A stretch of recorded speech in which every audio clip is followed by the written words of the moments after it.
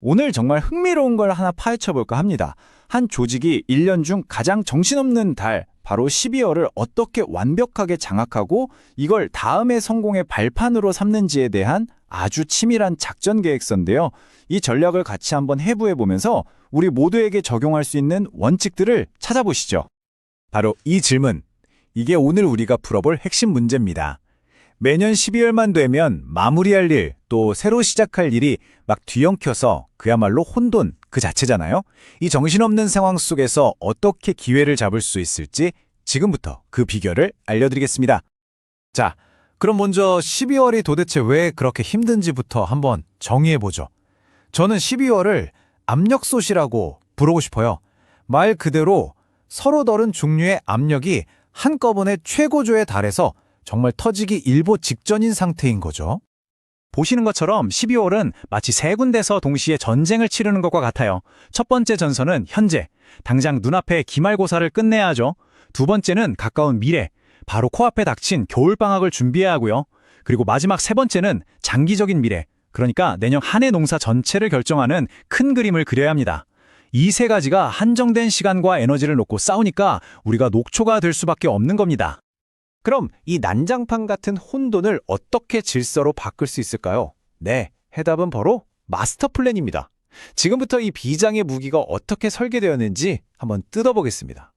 마스터 플랜? 이거 그냥 캘린더에 할 일 쭉 적어놓은 게 아닙니다. 이 계획의 핵심 단어는 통합이에요. 다시 말해, 닥치는 대로 일을 처리하는 게 아니라 모든 업무를 주 단위로 잘게 쪼개고 서로 연결해서 거대한 톱니바퀴처럼 착착 맞물려 돌아가게 만드는 일종의 작전 지도라고 할 수 있죠. 이 작전 지도는 크게 세 개의 축으로 움직입니다. 학생 관리, 마케팅, 그리고 운영. 여기서 진짜 중요한 건 모든 개별 업무들이 이 세 축 중 하나에 속하면서 서로 유기적으로 연결된다는 점이에요. 예를 들면 기말고사 대비라는 학생 관리 업무가 겨울방학 홍보라는 마케팅 활동의 중요한 재료가 되는 식으로 말이죠. 자, 그럼 이제 실전으로 들어가 볼까요? 이 계획을 주 단위로 한번 따라가 보겠습니다. 12월의 첫 2주는요, 그야말로 숨 돌릴 틈 없는 실행의 절정기. 이 계획이 현실에서 제대로 작동하는지 증명해야 하는 시간입니다. 이게 실제 1주차 계획표인데요. 딱 보시면 아시겠지만 모든 활동이 기말고사라는 단 하나의 목표에 완전히 집중되어 있죠? 조직의 모든 에너지를 가장 시급한 불을 끄는 데 쏟아붓는 겁니다. 선택과 집중, 바로 그거죠. 이걸 좀 더 자세히 들여다보면요, 학습팀은 시험 대비에 올인하는 바로 그 시간에 마케팅팀은 학교 앞에서 벌써 다음 시즌을 위한 씨앗을 뿌리고 있는 겁니다. 그리고 운영팀은 뒤에서 급여나 서류 제출처럼 반드시 처리해야 할 행정 업무를 완수하고요. 이 모든 게 각자 따로 노는 게 아니라 한 번에 착오 없이 진행되는 게 핵심입니다. 2주차로 넘어가면 초점이 살짝 바뀝니다. 이제 준비는 끝났고 실제 시험 기간 동안 아이들의 컨디션이나 멘탈까지 챙겨야 하는 훨씬 더 섬세한 관리가 필요한 단계로 들어서는 거죠. 2주차는 정말 긴장감이 최고조에 달하는 시간입니다.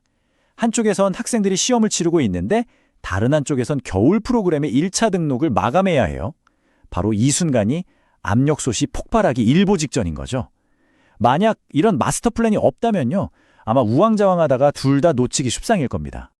시험이 끝나고 이 숨막히는 2주가 지나면 드디어 이 마스터 플랜의 가장 우아하고 멋진 부분이 시작됩니다. 바로 전략적 전환인데요. 정신없이 페달을 밟던 실행 모드에서 잠시 숨을 고르면서 분석하고 기획하는 모드로 기어를 바꾸는 순간이죠. 이 슬라이드를 보시면 그 변화가 확 느껴지실 거예요. 전반부가 눈앞에 불을 끄는 실행의 시간이었다면 후반부는 그 결과를 바탕으로 내년에 집을 설계하는 전략의 시간인 겁니다. 단기적인 과업 처리에서 장기적인 의사결정으로 무게중심이 완전히 이동하는 거죠. 이게 정말 똑똑한 방식입니다. 3주차 계획표를 한번 보세요. 시험 분석, 상담, 이런 새로운 키워드들이 전면에 등장하기 시작하죠. 이제부터는 숫자로 나타나는 데이터와 사람과의 소통이 가장 중요한 무기가 되는 겁니다. 바로 여기서 이 계획에 기가 막힌 연결고리가 드러납니다. 1, 2주차에 쏟아부었던 그 모든 노력의 결과물, 즉 학생들의 시험 성적 데이터가 3주차 마케팅의 가장 강력한 재료가 되는 거예요. 성적표를 가지고 학부모님과 상담하면서 신뢰를 쌓고 다음 프로그램을 제안하는 거죠. 실행 단계의 데이터가 전략 단계의 의사결정을 이끄는 완벽한 선순환 구조. 정말 대단하지 않나요? 그리고 마침내 12월의 마지막 주입니다. 이 시기는 단순히 한 해를 마무리하는 시간이 아니에요. 다음 학년도라는 새로운 사이클을 향해 로켓을 쏘아 올리는 일종의 런치패드, 즉 발사대 역할을 하는 겁니다. 4주차의 활동들을 보면 3주차의 기획이 얼마나 성공적이었는지를 바로 알 수 있습니다. 분석과 상담을 통해 구성된 겨울 프로그램이 즉시 시작되고 내년 신입생을 유치하기 위한 설명회가 열리죠. 보세요. 12월 1일에 시작된 계획이 단 한순간도 끊김없이 달려와서 다음 해의 1월로 자연스럽게 연결되고 있잖아요. 자, 지금까지 한 교육기관의 사례를 아주 깊숙이 들여다봤는데요. 여기서 우리가 어떤 보편적인 원칙을 배울 수 있을까요?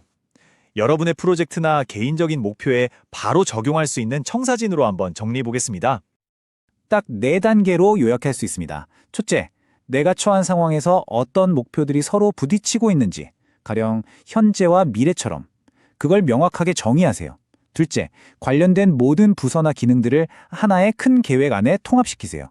셋째, 일단 실행하고 그 결과를 분석한다는 뚜렷한 리듬을 만드세요. 마지막으로, 이게 제일 중요한데요.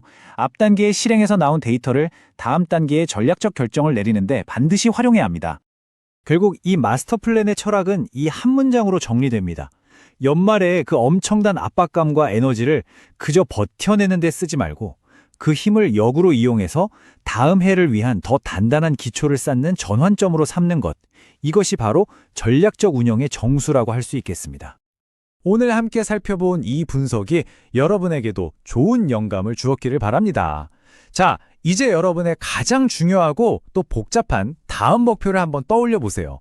그 목표를 성공으로 이끌 여러분만의 마스터 플랜은 과연 어떤 모습일까요?